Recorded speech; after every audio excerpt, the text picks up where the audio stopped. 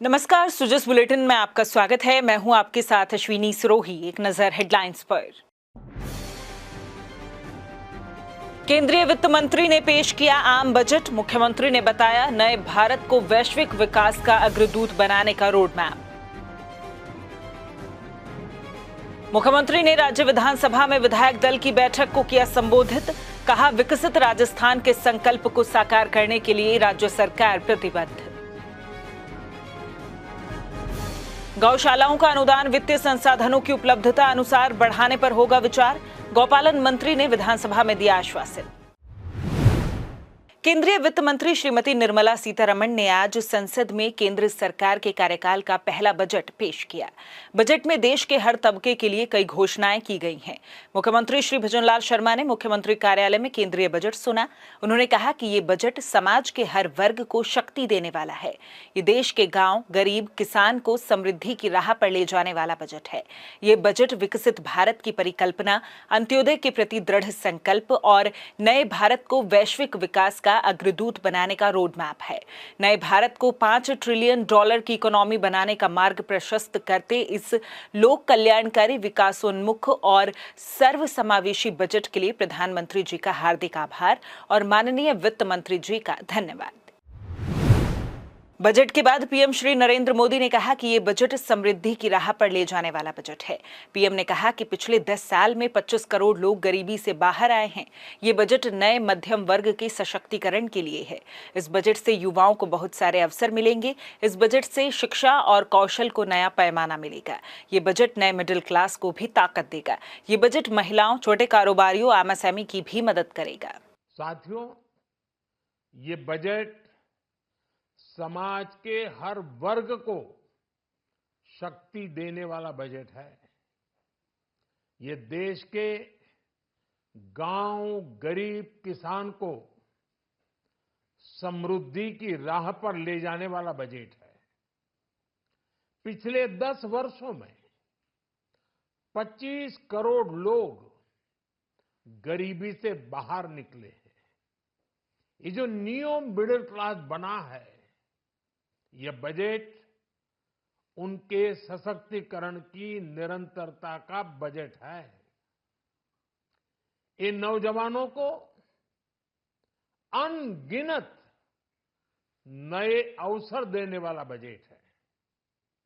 इस बजट से शिक्षा और स्किल को नई स्केल मिलेगी। ये मिडिल क्लास को नई ताकत देने वाला बजट है। ये जनजातीय समाज, दलित, पिछड़ों को सशक्त करने की मजबूत योजनाओं के साथ आया है। इस बजट से महिलाओं की आर्थिक भागीदारी सुनिश्चित करने में मदद मिलेगी। मुख्यमंत्री श्री भजनलाल शर्मा ने आज राजस्थान विधानसभा में विधायक दल की बैठक को संबोधित किया।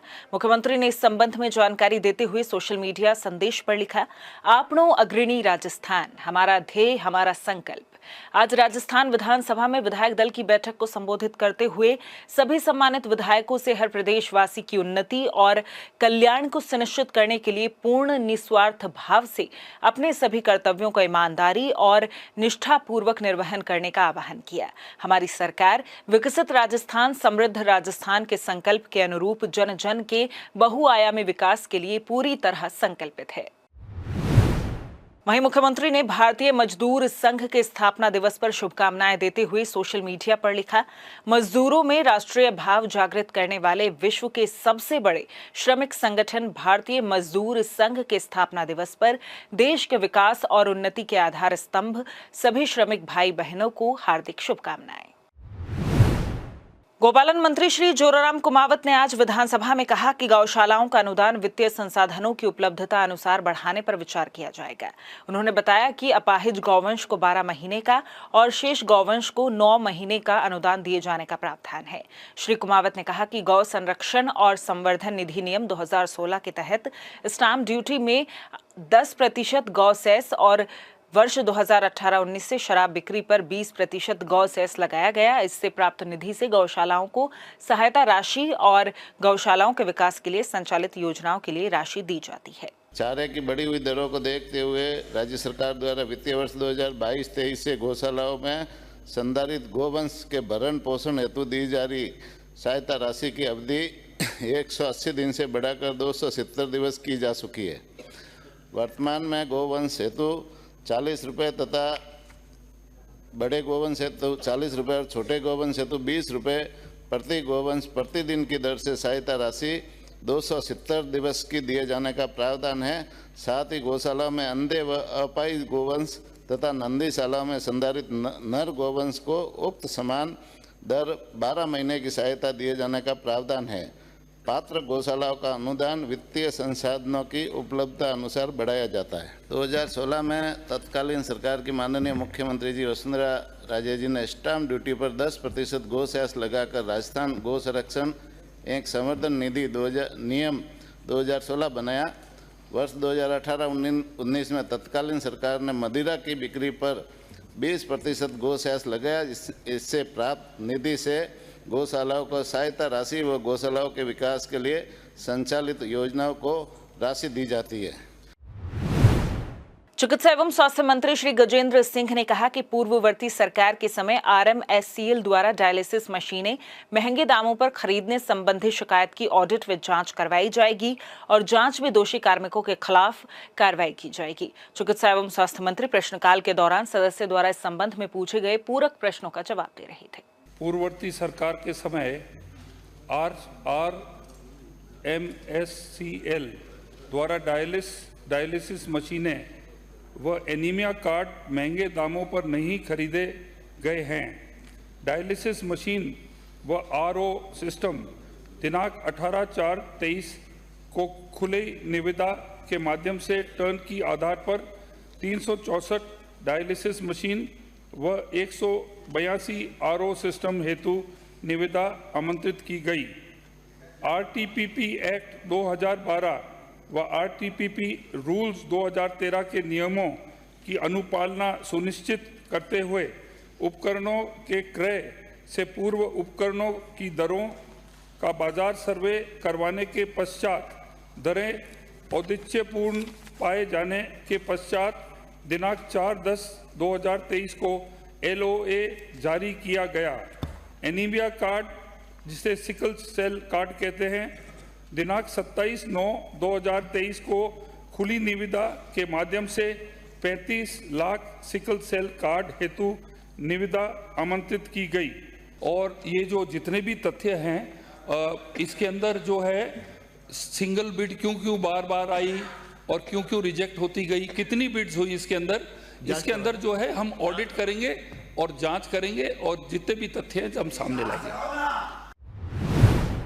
खाद्य एवं नागरिक आपूर्ति मंत्री श्री सुमित गोदारा ने विधानसभा में कहा कि बंधुआ श्रमिक के पुनर्वास के लिए राज्य सरकार द्वारा 1 से 3 लाख की आर्थिक सहायता दिए जाने का प्रावधान है। जिला प्रशासन द्वारा विभिन्न विभागों के समन्वय से बंधुआ श्रमिक के आर्थिक और सामाजिक पुनर्वास का कार्य किया जाता है।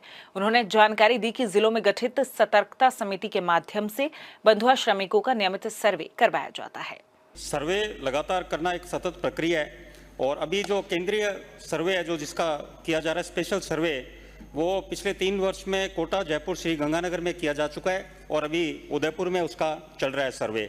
और निरंतर सर्वे का प्रक्रिया जिला कलेक्ट्रेट के माध्यम से विजिलेंस कमेटी बनी हुई है और SDM में विजिलेंस कमेटी बनी हुई है। उनके माध्यम से निरंतर ये प्रक्रिया की जा रही है कि बंधक श्रमिक जितने हैं उनके ऊपर कार्रवाई की सर्वे द्वारा लगातार कार्रवाई प्रगतिशील है। पुनर्वास के हेतु उसमें नियम में ये है कि अधिनियम के अंतर्गत अवमुक्त कराए गए श्रमिक के पुनर्वास का दायित्व जिला प्रशासन पर है। जिला प्रशासन विभिन्न विभागों के समन्वय से अवमुक्त श्रमिक का आर्थिक और सामाजिक पुनर्वास करता है, जिसमें तत्कालिक सहायता के रूप में 30,000 रुपये तथा पुनर्वास हेतु विभिन्न श्रेणियों के लिए 1 लाख से 3 लाख तत्कालिक सहायता रुपये 30,000 के पुनर्वास की सहायता के प्रावधान किए गए हैं। सो जिस बुलेटिन में फिलहाल इतना ही, फिर होगी आपसे मुलाकात। तब तक के लिए नमस्कार।